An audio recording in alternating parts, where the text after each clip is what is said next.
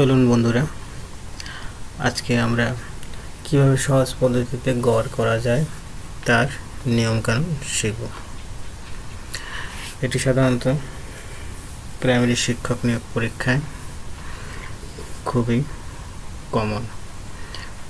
কথা না বলে চয়ন করি। গড় মানে ছোট বড় কতগুলো ভ্যালু এর মোটামুটি মাঝামাঝি একটা ভ্যালু।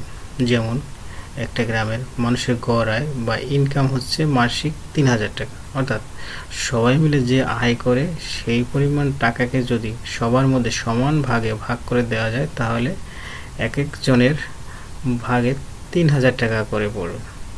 কেউ কম কেউ বেশি আয় করে, কিন্তু গড় আয় একটাই। সুতরাং গড় আয় সমান মোট টাকা বাই মোট জব। অকিক নিয়ম। চলুন একটি অঙ্ক করি। দীপু একটি কাজ করে ৮ দিনে, নিপু করে এস দিনে। দীপু এবং নিপু যদি একত্রে কাজটি করে তবে কতদিন সময় লাগবে?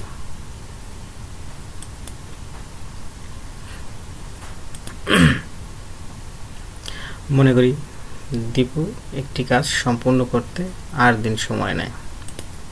সুতরাং দীপু একদিনে করে কাজটির আরের এক অংশ, আবার নিপু কাজটি সম্পূর্ণ করতে এস দিন সময় নেয়। সুতরাং নিপু একদিনে করে কাজটির এস এর এক অংশ।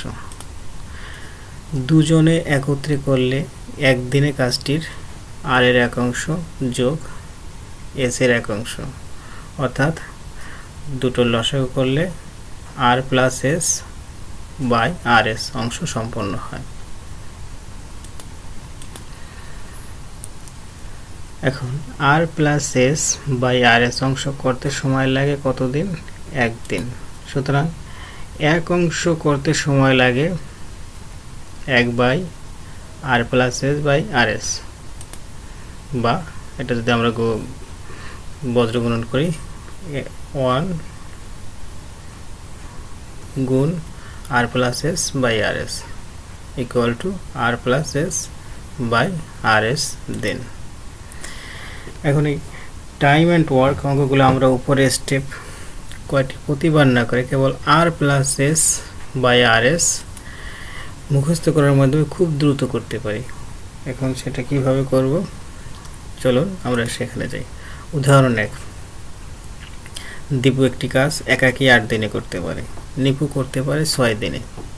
তারা যদি একত্রে কাজটি করে তাহলে কত দিন লাগবে? আগে আমরা যে অঙ্কটি করেছিলাম ঠিক সেই নিয়মেরই একটি অঙ্ক। এখন আমরা দেখব কিভাবে উপরে যে সূত্রটা আছে r plus s by r s সেই সূত্র দিয়ে করতে পারি। চলুন দেখি। তাহলে কি দাঁড়ালো? 8 গুণ 6 বাই 8 যোগ 6। 8 গুণ 6 6 8 48, 8 যোগ 6 যোগ করলে কত হয়? 14। এখন এটাকে ভাগ দিলে কত হয়? 3 পূর্ণ 14 এর 6 অংশ ইকুয়াল টু 3 পূর্ণ 7 এর 3 অংশ। আমরা